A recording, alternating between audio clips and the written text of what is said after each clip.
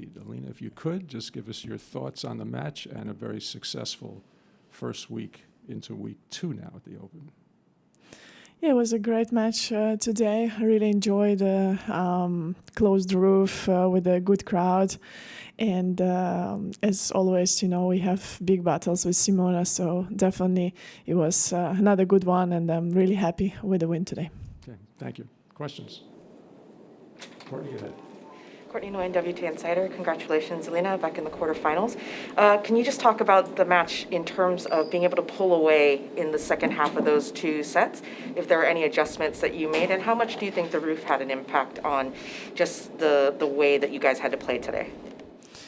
Well, regarding the roof, I don't think it made a huge difference because it's for both of us, we had some matches indoors, outdoors, different surface, so different kind of situations.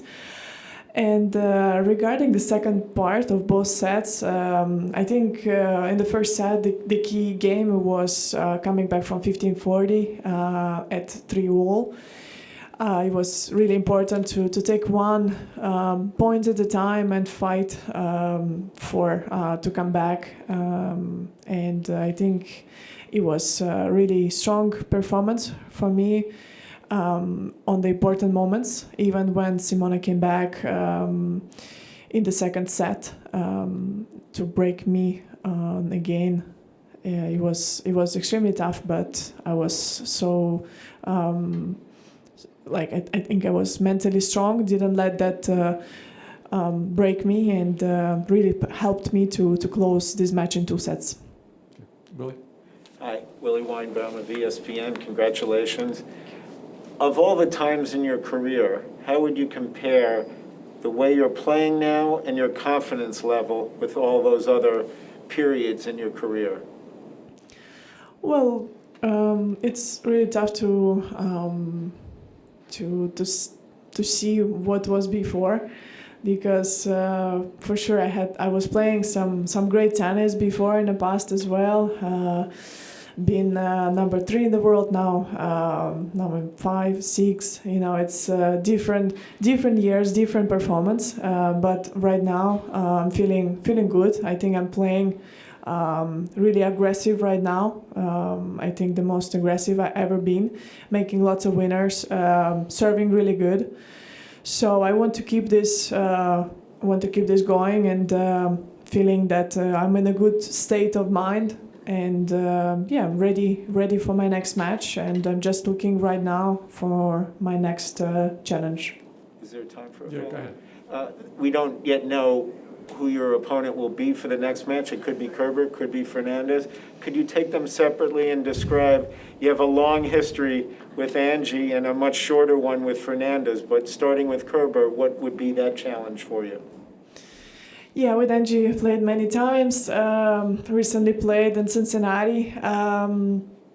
It didn't go my way, but it still was a great battle. I was feeling that I was not far from the win, and then maybe a few points decided that match. And always we have a good matches, and again it's going to be another big challenge for me, another good player, and I'm looking forward to that one, if it's going to be her. And then regarding Fernandez, played once in Monterrey.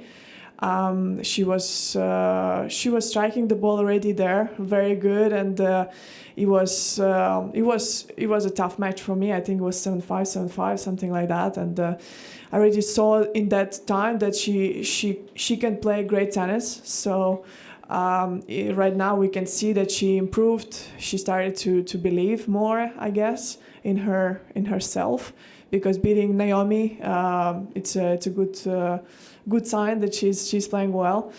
So it's gonna be interesting match between Angie and Fernandez. So we will see how it goes. But either way, for me, it's important to focus on my game and to bring my best game into quarterfinal. Okay. Mark? Yeah, Mark Berman, New York Post. How cool is it to have your husband in the stands rooting for you and for the next match? Very cool.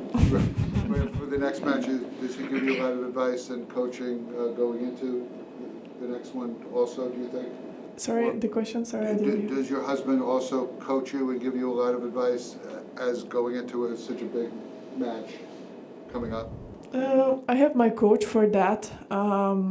Gael, he's more like a supporting person for me, for sure. You know, we chat a lot about tennis, but it goes either way. You know, I also support him, and he has his coaching team as well. So we're not really coaching each other. It's more massive support that we have for each other, and that's pretty much it.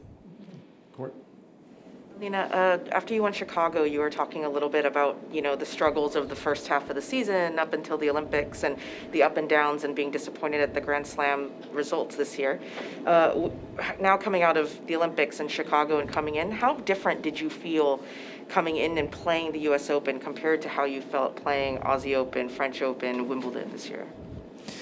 Well, I didn't think so much about that. I was more taking one match at a time, and even right now I take just one match. I have tomorrow a day off.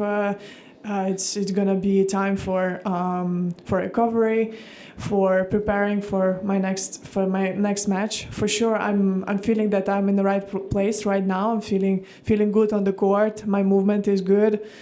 And for sure, it was a good decision, good call from Andy to get a wild card to play in Chicago, and I had some good matches because obviously after Cincinnati, that match against Angie was maybe not my best performance. So right now I just want to focus at this moment where I'm feeling good, where I just want to build on that. I want to focus on the next challenge that I'm gonna get in the next round.